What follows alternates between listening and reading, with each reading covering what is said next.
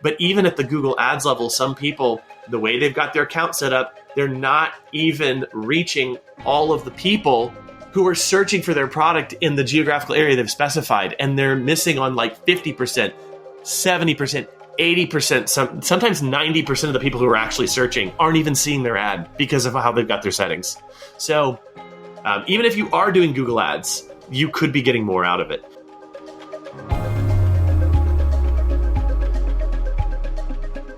So Nate, it's been about 10 episodes since we talked about marketing, and it seems that I can't go more than 10 to 15 episodes without doing another episode on one. And I've actually had this one in my mind for a little while. It's something that I've wanted to put out there, and I think I've put the concept we're going to talk about today out in bits and pieces through some of the episodes in the past, but never in the way we're going to do it today. And that is the idea of how much should you spend on marketing? What's reasonable for the size of studio that you're at?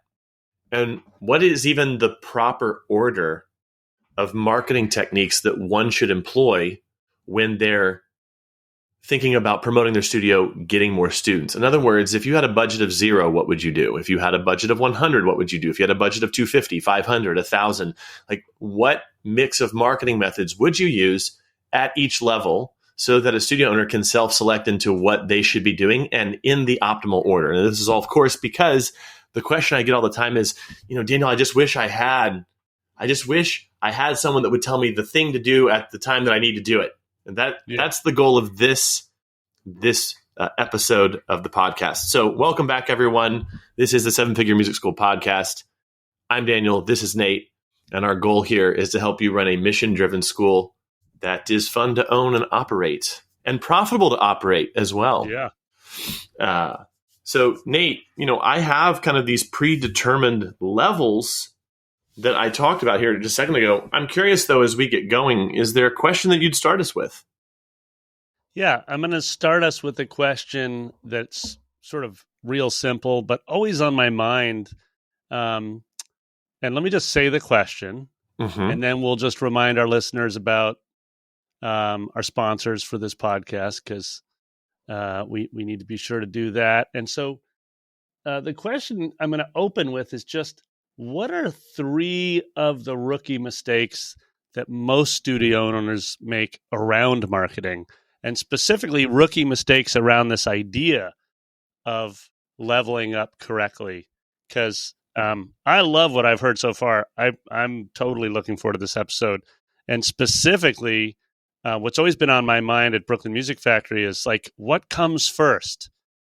Like, I'm always looking for those. I was never that confident that I was focusing on the right thing at the right time, especially early in our growth. So anyways, let's open with 3 rookie mistakes studio owners can make specifically around implementing, a marketing spend strategy. Okay. So let's open there. Let's open there. But before we go there, you made a great point. Let's talk about some rookie mistakes other than marketing, and that has to do with the sponsors that we have today. And I think it's a rookie mistake to try to be the hero, to try to do everything in your studio. And so I think it's really smart to take the ideas and concepts that others have spent, their entire career building, and perhaps importing them into your studio to make your job a little bit easier. Of course, we all do it with method books, and maybe that's a good place to start.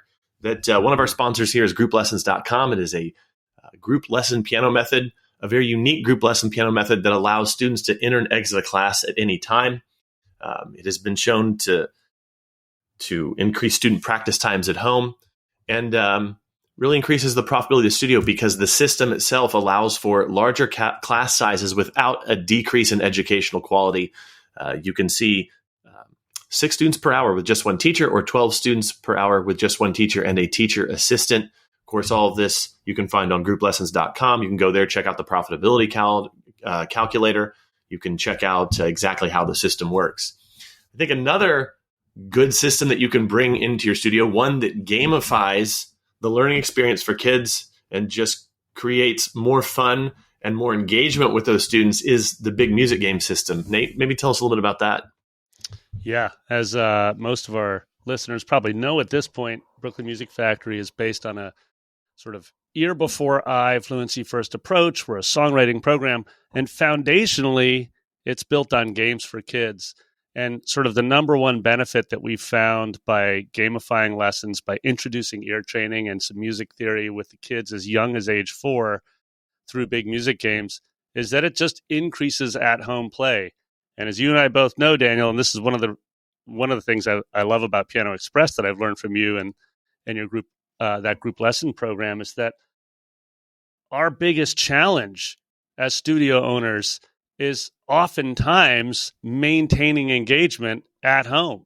And so that's what Big Music Games is about. And our listeners can find and start gamifying their lessons right now for free. There's no cost to get started.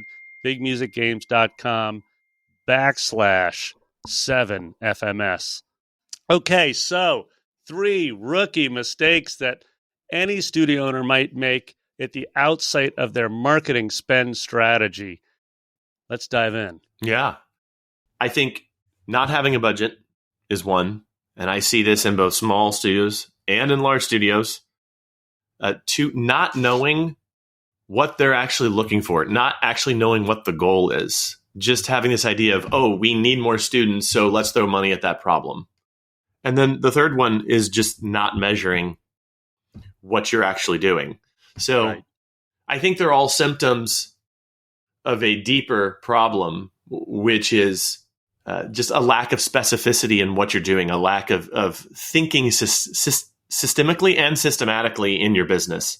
And it just shows up at different places in the planning stage, so at the beginning, not even knowing how much you should be spending. And then you actually get into it. Maybe you do actually commit money to growth, but then not really having a defined goal, not knowing what you're looking for in terms of return on spend, not knowing what you should be measuring, which is different than the third one, which is just not measuring at all. You could know what you should be measuring, but then just not doing it. Yeah, totally. I've been guilty of that mistake within the last 3 months where I started a marketing effort and I was just like, I know what I'm doing. I'm not going to measure this so deeply. And, it turned out fine. But in the back of my head, I knew that I should be doing it.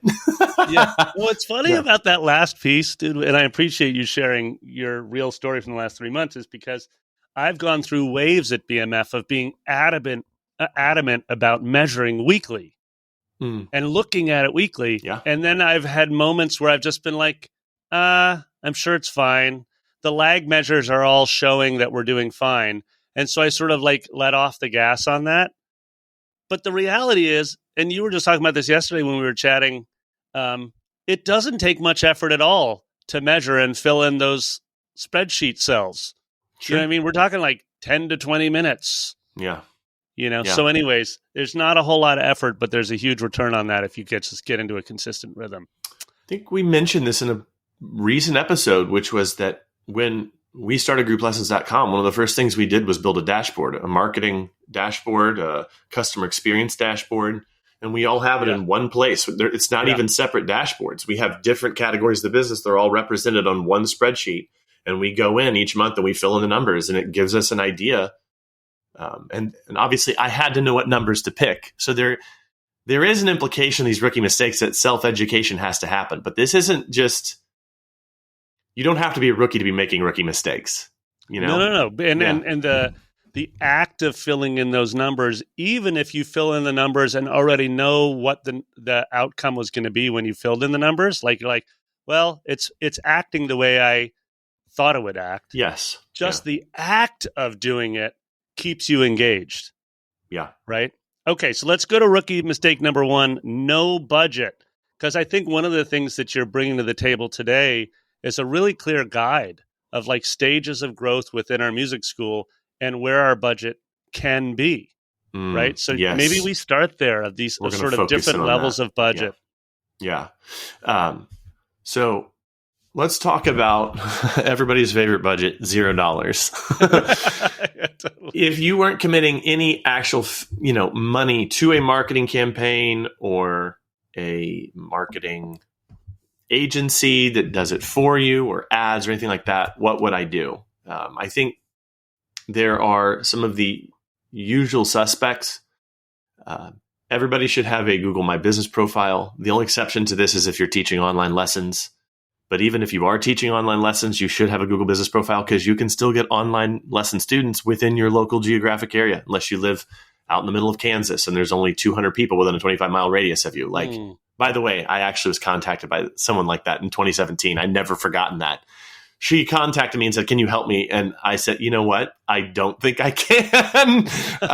If you literally know all your neighbors and they're within 25 miles radius, I don't know what to say. It's one of the few times I've turned someone away.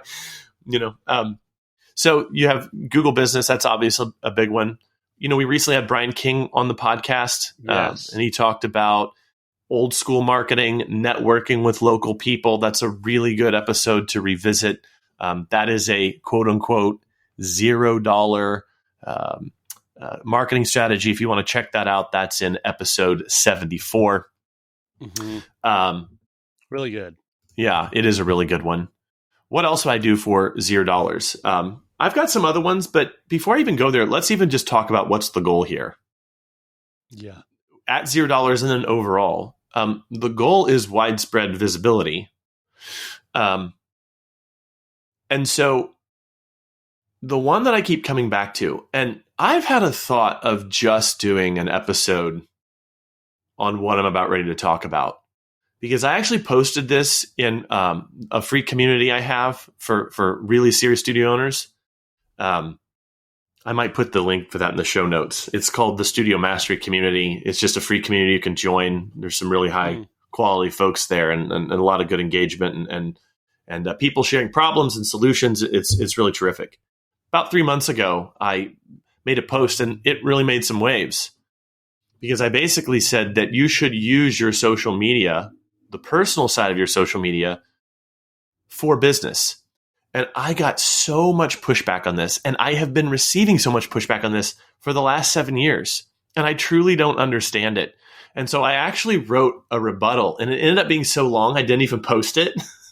I thought I got to make a video on this or a podcast or something. But I wrote 10 reasons why you should do this. And the essential idea, I've called it for years, I've called it the friendly Facebook strategy. Of course, you don't just have to do it on Facebook, but Facebook is uniquely suited to be the most beneficial social media platform to execute this strategy. But the long story short, and so this is another one of the $0 strategies, but I'm kind of building in my defense of it right here because I can already anticipate people pushing back against this because every time I talk about it, it gets pushback, is that you use your personal profile as a way to build business connections. And the basic strategy that I started using in my own studio was that I use the lists feature in Facebook to add people in my local community because I was active in a lot of groups that were locally based. Facebook groups that were locally based. Buy, sell, trade, garage sale notifications, community news, crime watch. I would be involved in those different, I was members of those groups. I'd get their updates in my feed. I still do. And the people who are really active in those groups, meaning that they're, a heavy Facebook user, I would just do some light looking at their Facebook profile. And if I saw they had kids, I would literally just add them to my friends list. And then I would put them on this special sub list called professional. And so if I had like a really personal post or something, I would just block the professional list from seeing it. But if I wanted to promote my business, I would post that content in my profile and I would set the setting so that only the professional list could see it. Yeah, it's the filtering capability that makes it powerful and makes the you filtering. Okay with it. Exactly. Yeah. So I can, post some dumb thing or my opinion about this movie, and if I don't want the professional list to see it, then I won't. I'll just block them out from seeing it. The time it takes to choose which list to post to takes about 5 seconds. There's no excuse not to do this. Right. And what ended up happening was I added literally thousands of people from my local area to my personal profile, and they were all on this professional list. But then here's like the secret, quote unquote, hidden trick. I hate using the word secret. It's so overused, but it's like the hack. When you add someone to your personal list, you can go in and you can invite them to your Facebook page.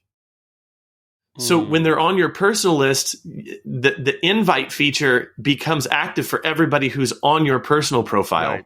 So then you could do more direct communication. Yes. So then I send the invite, and most of the time people just hit yes. So now I've got a list of engaged Facebook users who are in my local community. They're not some bot. They're not, like from a click farm in some other part of the world. And they've got kids, and they cared enough to hit that. And then I can then just run ads against my business page. So when I was talking about using the invite feature, it's the invite to like my studio's business page. I then use the Facebook ad target capability to only target people who like my Facebook business page. This is the most qualified group of people that there possibly is. And then the bonus tip for this strategy is if you know other small business owners in the area, and this is kind of what Brian was referring to in episode 74, you will have no bigger fan. You will have no bigger referral network, right? Well, it's not just a referral network, but there are few people that understand the life of a small business owner than another small business owner. Yeah, totally. It's just that way here in our neighborhood. Exactly. And so if you know like the biggest insurance, so in Franklin Township, if I know the biggest insurance agents, the attorneys, actually, one of my best students ever was an attorney here. His daughter now works for me at Grow. And I taught her for many, many years. Right. So you friend those people, invite them to your business page. Oh, man. And then you're running ads against them, and they're active small business owners too. Your referral network will go nuts. And then if you also then target the friends of friends in the ads, like I think you can see the power of this. And so you have this really engaged audience, and then you have this really targeted, smaller. You're not just advertising to everyone in your geographic area. You're only targeting people who like your page, and you have carefully curated who likes your business page, keeps your Facebook ad budget small. You're targeting the right people. Like there's literally no downside to this strategy.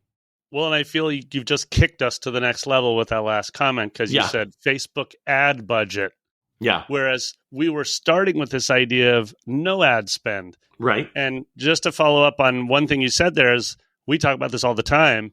Our two most valuable resources are time and money. And you opened by saying, let's say you're not going to invest money. Right. What you just described was, but you will invest time, right?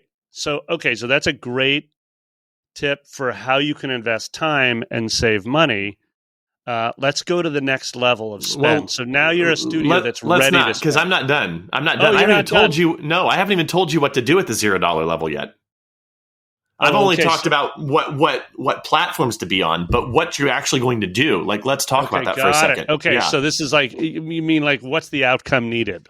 Right, yeah. Or what's the actual marketing strategy? Okay, dig it. Fire. But you do make a good point, and that is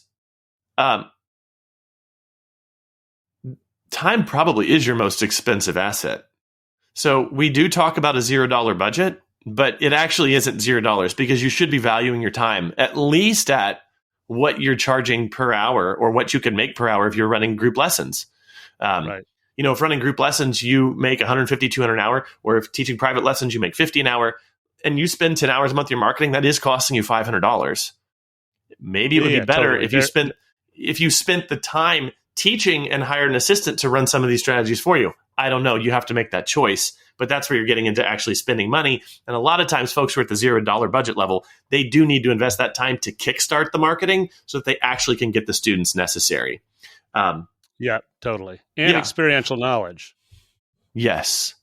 What are you actually going to do? What are you actually going to do at this level? Well, with the friendly Facebook strategy, I did talk about, an effective way to target, but what are you actually going to be posting there? This is where you don't have to overthink it. And I follow a lot of different people who give advice about how to market your studio. There's a lot of folks out there. And I think my overall impression is that it's overcomplicated. It's kind of like the rookie trainer at the gym who like builds this really complicated workout regimen for someone to justify their own job. At the $0 level, I don't overcomplicate it. If you did nothing but post, and I've said this so many times, I almost feel bad saying it here. But if people are rolling their eyes because they're hearing me saying it again, that's good. The message is getting through. Anyway, you don't have to go farther than posting student successes, student performances, and anything that you think will resonate with something that parents will engage with. I'm a little careful about that third one, because you can go overboard with the cutesy memes and jokes and things like that. But I do know a school owner who I respect quite a bit. And he's probably listening to this. He's going to know I'm talking about him. But he posts so many funny memes on his Instagram, on his stories, and in his feed.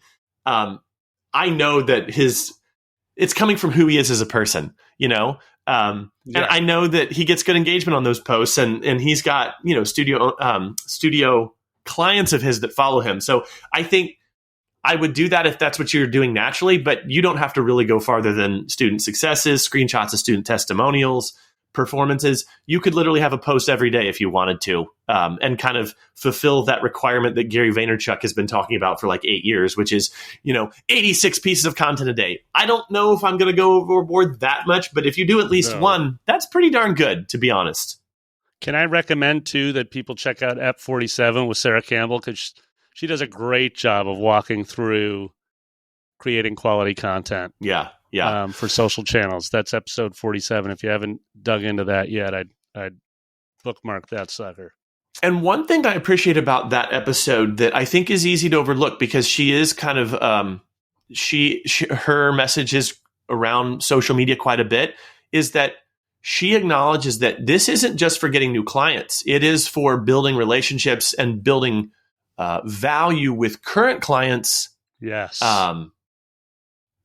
Possibly even more than getting new ones. I'm not invalidating your point, Nate. I'm just saying that I think she has a really balanced view, and she does talk about in that episode. It's really worth listening to. She's really intelligent on this point.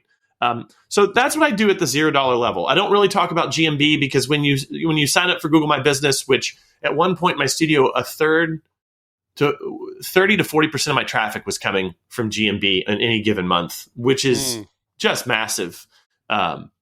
But setting GMB up, that is so paint by numbers, and it changes so often that I would literally just go to YouTube and find a video that's been published within the last month that has a fair number of views, a good number of views.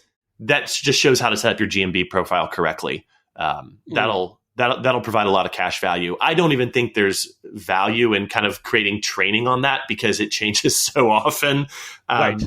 Better to just Google it up for updates and read yourself. The interface changes so often, but the overall strategy has not changed in a long, long time. So it's one of those things where just find a recent tutorial that someone's put out on YouTube, and you'll probably be 80% of the way there. So that's that. So that's the $0 budget level. I know I kind of went long on that and even kind of jumped back into it. But any further comments on that, Nate, before we kind of jump to the $100 to $500 level? No, I think it's great. There's some super actionable tips and tricks. If anybody's energized by the Facebook strategy, they can go right into it. And I know for myself, to get to your last point, which is a good segue to our growing budgets as your school grows, I know for myself, one of the first areas that I wanted to no longer be a part of was actually a lot of the social media strategy work. And I invested more of my time into allocating budget elsewhere. And we're getting there. So the point being that early on in Brooklyn Music Factory's growth, there was a lot of hands-on time investment by myself and others to try to grow our student, the inquiries in the population. But once we had budget to spend, and once we started getting accelerating in our growth, I became more interested in some of these other topics you're gonna touch on. Yeah. So, anywho, let's dive in. Yeah, I will say, though, I'm not pushing back what you're saying there. It's more like a yes and. Mm-hmm. I do think it is important at some level for the owner. And again, this is not pushback on what you're saying, Nate. Not at all, because I know you actually do this. I do think it's important for the owner in some way to be creating even a small bit of content themselves, even if they pass it off to someone else. And I know you do that, yes. So I'm not getting on your case. I love the content creation piece. Yeah. I like, I love getting an opportunity to talk about interesting topics with you, etc. I love turning on the video. I love capturing students playing big music games, that kind of stuff. Yes. So totally that. So if I didn't mean to suggest that as founders, we wouldn't be engaged in sharing content. For a couple reasons, even. Just one, you should be keeping your thumb on the pulse of what people are doing. When we're recording this, the Threads app just came out. And I've been kind of monitoring, looking at that. I do have an Instagram account. So, you practically have a Threads account if you do have an Instagram account. I think you do have to keep, if you're a small business owner, you do have to keep your thumb on the pulse. But then I also think it's important, whatever your favorite platform is, just do something there. Don't hand it off to someone else. So, I know one studio owner, I don't really know if Twitter is an effective route to get students for your school, but this person likes Twitter, and so they post quite a bit of content about their school on their personal Twitter account.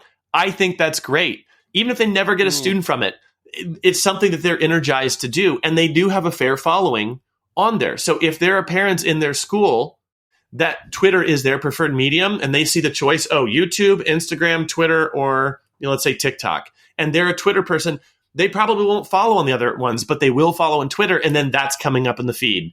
And even if it's only 25, 50 followers, 100 followers, what's it cost for you to go on, to go onto Twitter and type in, "Can't believe I get to do this job," and you take a selfie of yourself and you post it there? Someone's going to see that. You're going to see in the little analytics section, wow, 10 studio families saw that I posted that today. That's significant. If you're feeling guilted, oh my gosh, okay, I need to post something like that on Twitter, please don't. Unless you're already a Twitter power user, do not feel that. You've got to find the thing that you feel engaged to do. Now, if you feel motivated to do nothing, like you really just hate social media, or there's not really a platform that you naturally create on, I think maybe you've got to cultivate at least one, and maybe if you do, just make it Facebook, because that is where everyone's at. That still is the biggest game in town. Okay, so let's jump up into our paid level. So now we've got what is our next level of budget? Yeah. I'm glad you got me off that, Nate, because I could keep talking about that for hours. Because I want to make sure our listeners leave with what we initially set out for, which is the understanding marketing levels. Yeah, and I think they actually get easier after this point to some degree. I'm not going to have as much to say about these; they're fairly cut and dry. Because if you're at the $100 to $500 level, you should be on Google Ads. I've been saying this forever. I don't even know if I have that much more to say about it. I think people are sick of me hearing about this now, and I think that everyone kind of universally agrees that Google Ads, is a necessary mix and probably the most important one you should be on, just in terms of discoverability within your geographical area, and even online if you're savvy enough to make that work for you. Now, in lieu of explaining why Google Ads is so important, let me just give a few tips and tricks that maybe are more important right now, given some of the changes that have happened on the platform. Google recently retired the main ad type that they have been using since 2001, and now they're going to this model where Google really chooses your marketing for you more. So you give them a range of headlines and they mix and match them. Okay, yes. So Google is kind of taking over. They're kind of idiot proofing the platform. I think that's great. I still think the thing that makes Google Ads work for folks, if you're wanting some tips and tricks like these, here they are. It's all about your keyword strategy. It's all about adding in negative keywords so that you're blocking out bad searches, so you can become very efficient and spend as little money as possible. Right. But then there is something that I don't ever really think I've talked about publicly, but I've had to talk about it so much with clients recently in my marketing training that I'm just going to kind of hint at this here. I have met folks who are saying, "Oh yeah, I'm already doing Google Ads," and I've gone into their analytics, and what I've discovered is that Google knows this data. They're only reaching 25% of the people in the area that they've specified that they can reach. Not just the people in the area, people who are actually searching for their product. So a lot of times when I meet folks who are already doing Google Ads, like, oh yeah, I don't need that, Daniel. I already am doing it. There's some things that I can check inside their account. It's a little more difficult to get to. Like, not a lot of people know about this, but because this is what I do, like I go in there and like, oh, you know what? You probably could quadruple the number of people that are getting to your site on this account right here. And so I've kind of gotten to that level of optimization with people. And that really, I mean, I've been doing this for, 7 years, but it's something I've been pushing more because people are like, I'm doing the Google Ads, but I still am not getting the number of leads that I want. Of course, there's some things that we check, going back to the rookie mistakes. Like, you got to measure so you know how effective the entire funnel is. But even at the Google Ads level, some people, the way they've got their account set up, they're not even reaching all of the people who are searching for their product in the geographical area they've specified. And they're missing on like 50%, 70%, 80%, sometimes 90% of the people who are actually searching aren't even seeing their ad because of how they've got their settings. So even if you are doing Google Ads, you could be getting more out of it. And so that's like the $100 to $500 level. And this is the one that just over and over again, especially with smaller studios, this has taken them from like feeling as if they're struggling to get students throughout the year, to getting them to full and keeping them at a full, and even building like a sizable group studio. This, for me, I never had to really go beyond Google Ads until I really wanted to, really maximize everything that I was doing in my local area. And even at the end, before I stopped teaching, this will be the last thing I say, I severely restricted that budget just because I wasn't trying to grow anymore. And, there's just so much opportunity there for smaller studios to really cash in with that if they've got it all set up correctly. Well, and let me say two things on that, and then let's go to our next level and see what additional marketing channels we'd introduce. But you brought up a really good point at the end there, where you said I was not looking to grow my studio anymore, and there's a lot of wisdom in that last comment, because it gets to your rookie mistake number 2. So for our listeners, we need a clear goal of what our outcome is. You said initially it's to maximize visibility. I think that's a really, in my mind, I always say brand awareness. Like, how much am I putting to just brand awareness? Yeah, and this concept of like, for someone to enroll at Brooklyn Music Factory, there needs to be 7 points of light. They need to touch BMF 7 times before they're going to say yes. And so we're increasing visibility, so they might see us in a flyer, they might see us on a poster, they might see us with an ad, they might see us just visiting our website organically, etc. So anyways, I love the visibility piece, but the other very clear goal, and this I'm just going to share a real example, getting back to Google Ads, is that as we were ramping up our camp, which we've talked about before, is a really essential cornerstone to BMF, I really significantly increased our Google Ads spend to drive more traffic to both our summer camps and our day camps, because we were reigniting that product. We were trying to reintroduce all the people that, since we had downsized our camp significantly throughout the pandemic, now we were scaling it back up. And so, but once we reached sold out and a waiting list, which we did for both summer camp and then for our day camps, I right away I reduced that down to like just pennies a day, on our camp's ad spend, because my goal was achieved. I didn't need to increase visibility around camp, right? We have enough through our email list, etc. But I did need to get back to sold out. I need to make sure that we had enough leads. So anyways, I love that last piece around making sure you're clear on that goal. And visibility is one, but also what's your inventory? As you said, you had sold out your inventory, so you didn't need to continue to expand your budget. So, okay, moving on to the next level. Where are we going next? Yeah. And I think, again, now that we're a couple levels in, let me give the theory here behind these levels. And that is, when you're at the $0 budget, there's probably a reason you're there, and you're trading time for students, which brings you more money. And then you use that money to begin investing into scaling up, or just to have an overabundance of leads so you can be a little bit more choosy about who you let in, It gives you more confidence. This is at least what I experienced. It gives you more confidence as a studio owner. You start raising your standards on what you will and will not put up with in the studio or with customer behavior, like these sorts of things. And so there's this sense of increasing success, so it's not just the dollars are increasing, it's what you can do with those dollars. And so if at the $0 level, you've got these organic things working for you, I'm assuming you're still doing some of those things when you add Google Ads in the mix. When you add Google Ads into the mix, and this was my experience, was that for every $100 I spent on Google Ads, I would get anywhere from $400 to $600 back, in the front month, if I had the space to take all those students. I.e., if I spent $100 on Google Ads, I would get $100 to $600 of new tuition within 30 days. Not to mention all the stuff that came after it. So what I'm specifically saying is, I'd be getting anywhere from 3 to 6 students a month on that $100 of spend. It's not quite as good as it was back in the day, 5, 7, 10 years ago. You're probably not getting that kind of return. It's probably more like a 3-to-1 return, 2-to-1 return, just because it's more competitive now. But it's still an insane return. And again, in the first 30 days, not counting the lifetime value of that customer.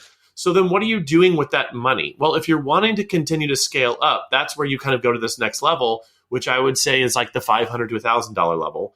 And I would say that's where you start investing ads into other platforms. And I'm just going to briefly name check a few. Obviously, Facebook. If you're doing the friendly Facebook strategy, you can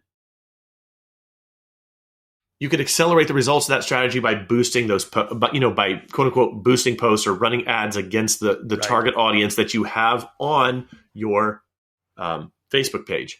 You can go wider and maybe put really attractive offers out into the community. Maybe not people who are following your page necessarily, but people who are in your local geographic area. I don't think this is confusing anyone. I'm not going to belabor the point. Then I think there's alternative platforms. If you're advertising in Facebook, that means you're also, by default, unless you turn it off, advertising on Instagram too. Not going to mention Instagram. There are alternative platforms that I will mention, that I have mentioned in the past, that I'm going to at least say again, because people tend to forget. Even clients of mine, I'm saying, hey, are you advertising? Oh, no, I forgot that you told me to do that. So I think it's worth mentioning in no particular order. So this is not my order of favorite. I think you have to kind of know your own studio, know your offer, know your area, know the opportunities. So this could look like Craigslist. This could look like advertising on Nextdoor. This could look like advertising on other major platforms where, again, you have the opportunity to target geographically just to raise awareness of the studio. You're trading dollars for eyeballs. Those eyeballs are being sent to a location, either a website or landing page, and you're monitoring how many of those eyeballs take their fingers and type their name into your form so that you have an actual lead that you can follow up with. And if it is not an acceptable return on investment, then you've got to reevaluate the offer. You've got to reevaluate the platform, et cetera, et cetera. You can also, this is the level at which I start looking into alternative media or alternative opportunities that are perhaps low cost. I will give you a few from my own personal experience. I was actually talking about this with one of my coaching groups recently. In 2009, I had a family join my studio, and they had their kids enrolled at the local private school, the Catholic parish school. And this mom so enjoyed how I was working with her 2 girls that she started telling everyone in that day school. And at one point in time, a third of my studio was coming from St. Jude Catholic School. It's the best kind of marketing. It's the referral from a parent. Now, so that's the $0. Here's where the pay came in. Someone suggested, hey, you know what? You can sponsor the Sunday morning bulletin for this parish. And so I actually put an ad on the back. And so I was getting comments from all the parents like, oh, yeah. And it became kind of a conversation piece. And I think it kind of accelerated some of that referral activity because, I think even on one version of the ad, I put on there so many kids from St. Jude come to this studio. Totally. So that making that connection. I sponsored local baseball teams. I sponsored the arts program at our local high school. So one of my students was actually in a play there, and I put an ad in the program for the play, and said congrats to such and such student's name. Put her picture on the ad. Got it. Obviously, a permission from her mother, of course. So just little things like that. So in this $500 to $1,000 level, that's where I start looking for like micro opportunities that are within my local area. And you are literally limited only by your imagination. If you've got a computer and have access to google.com, you can find all kinds of things in your local area, like little events, little advertising opportunities. There's a little local newspaper here that I used to run $300 ads in, giant ads in this paper. And all the people who read this like little township newspaper, they were really into being from our township. And it wasn't just, I say this, I'm going to be careful here. It wasn't just old folks who like to read newspapers still. Like, everybody read it because people, they had, little news articles about the local school system, about what was going on in the township and like all that kind of thing. And I know there was a wide readership there. I know because I got calls from it, that sort of thing.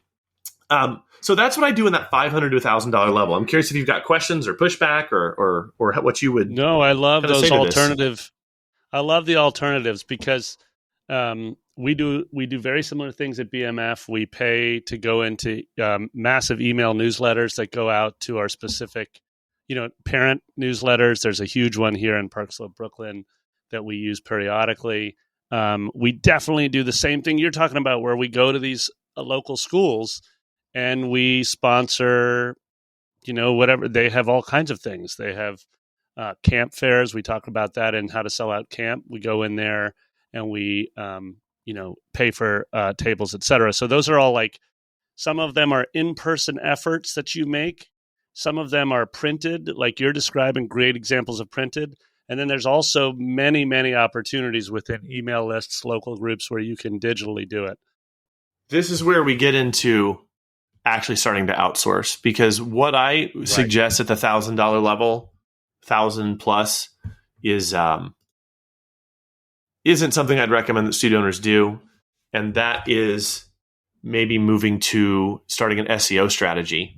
And let's speak briefly about this. I really recommend working with an actual SEO agency, not a web developer that sells you an SEO package. Totally. I'm not going to make a lot of friends with what I'm saying here. And in fact, I actually have lost a close professional contact that didn't like this piece of advice that I gave. It was unfortunate. And I didn't even kind of realize that I was saying something controversial until someone got upset with me that I was saying this. But if you're paying $200 or $300 a month for SEO, it is not worth it. Right. I think it's a ripoff. I think it's a scam. You need to be paying at least $1,000 a month for you to be, doing SEO well. I also think this is a good place to interject the fact that I know there's a challenge with all of this because we aren't born marketers. We aren't taught to be marketers in music school. So there is a level of self-education we have to do to become good at this stuff, and that's why we have mentorship programs on our industry. It's why we have trainings in our industry and that sort of thing. And I think, even, books here on my shelf behind me, if you're watching on YouTube, I see over and over again from books on how to scale a business that the first thing that a new business owner needs to make a priority is the marketing wing of the business. Yeah, I've said this before. You have to take it seriously, and there has to be a level of self-education. And the problem I see is people either underinvesting in it or too quick to hand it off to someone else, hoping that they'll fix their problem for them. Yes. Or just not doing it at all. Like, oh, word of mouth is fine. Which, if it is, great. You're not really trying to scale. That's cool. But I do think you kind of have to understand those funnel metrics. Going back to the $0 level, you got to understand those funnel metrics. You've got to understand what to do to fix them if they are not correct. And if you're doing that right, you begin to have more and more cash coming in, which you can then reinvest right back into the business. And that leads us to where, we are right now, which is if you have $1,000 plus a month that you're willing to spend, I just recommend working with a good SEO. I know two in particular that work specifically with music schools. And I like the work that both of them do. And, we might, do something on that in a later episode. I don't really want to get into it because SEO can be challenging, but I have literally seen schools go from doing those first two levels that I was talking about, maybe getting, 20 leads a month to getting to 70 leads a month on the back of really good SEO because they were in a densely populated area and that sort of thing. One of the people in our mastermind, the 7-figure mastermind I'm specifically thinking about, her leads just exploded in late 21, early 22. And it propelled her to triple her studio's revenue. And she was already making really good revenue and on the back of SEO. So that's why I would say if you're in that $1,000 to $3,000 budget range, you should be doing that along with everything else that I've been saying up to this point. I've got one bonus one too as well. It's one that I've experienced with, but I have not utilized it recently, nor have I had a client utilize it recently, nor have I, looked at the effectiveness of it recently at the music school level. I personally have done this, can attest to its effectiveness in some other things that I've got going on, i.e. grouplessons.com. But it's to go back to something that 5 years ago I would have said, I don't know if I do that. I don't know if I do that anymore. And I've almost come back around. And I'm just going to briefly mention it here. But the thing that actually got me off the ground as a studio owner way back in 2005, so talking ancient history here, was as a very new studio owner with barely any students, I actually put $4,000 into an advertising campaign where I mailed 3,000 postcards to people in my local area that, according to marketing data, there was confirmed presence of children in the home. And I mailed, I think, about 3 to 4 weeks apart, the same postcard to the same 3,000 houses. So I mailed a total of 6,000 postcards. I ended up getting 8 students from that campaign, just from the mailing. And then the referrals I got from those 8, I kept track of this even back then when I didn't realize, everything I know now about tracking. But I ended up, it was like 14 or 15 students total came as a result of that $4,000 spend. And it's getting to the place now where the mailbox is less crowded than our digital space. The mailbox is less crowded than our, the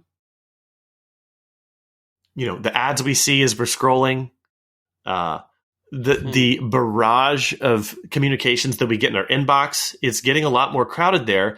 The name of the game is attention and emotion. That is what marketing is at its core. Get attention, create an emotional connection, and then keep creating that emotional connection. And it's like, there's some days I don't even get mail anymore. That wouldn't have been true 30 years ago.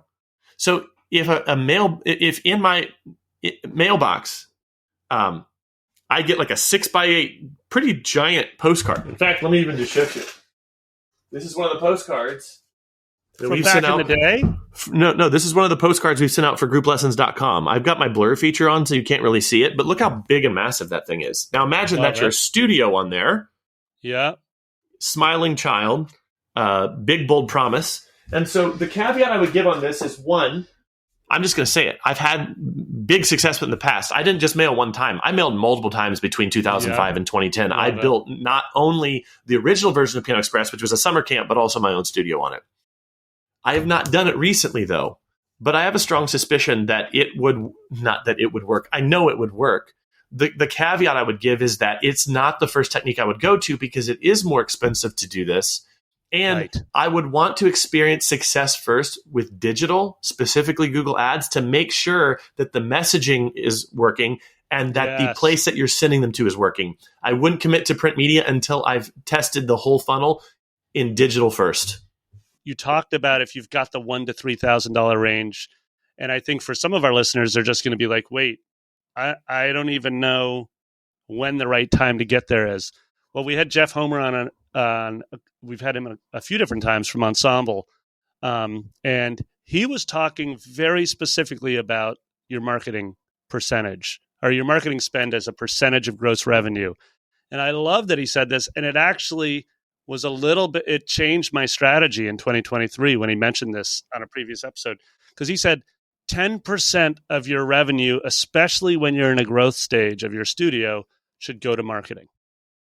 And BMF traditionally has spent around 3 to 4% of our revenue on, paid digital, mailers, flyers, that kind of thing. And so you said when you get to the $1,000 to $3,000 range. So I just want to make clear, like if you're a studio and you're grossing, say 100 to 150K a year, then yeah, you're probably spending between 500 and 1,000, 500 and 1,200 bucks a month on marketing, right? So then if you begin to grow from 150K and you want to look at getting to 2, 3, 400,000 annual gross revenue, then yeah, you're reaching Daniel's what you're talking about. You're reaching that 1 to 2 to 3,000 a month in spending, and BMF is spending, with a 7-figure plus gross revenue. We're going to be spending 3 to 4 to 5K a month on our marketing budget, and yes, we have someone who's doing SEO, and that person who's also managing our Google ads is, I think we're investing $1,200 a month, something like that, just in that channel.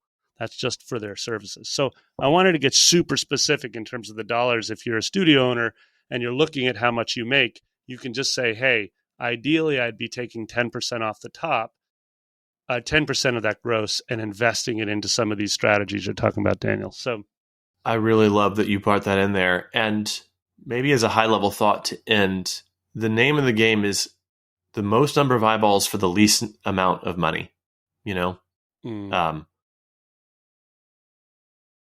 Marketing is not a black box. It's not this magical thing. That's actually words from a past client of mine. It's not this amorphous thing. You're literally just getting attention.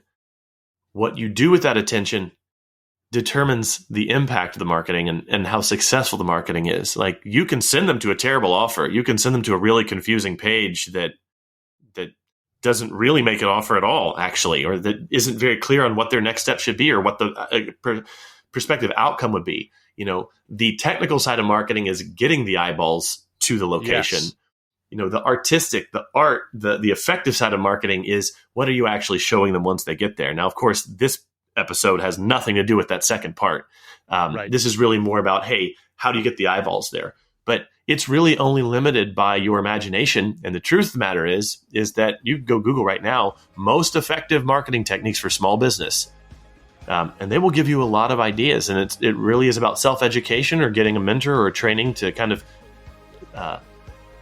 shortcut that process. So hope this is helpful. And I think with some of the things I've said here, I think there's even value here for studios that are much bigger. Because, I work with bigger studios, and there's stuff that I've talked about here today that when I met them, they weren't doing it. So a lot of value here to be had no matter what budget level you're at.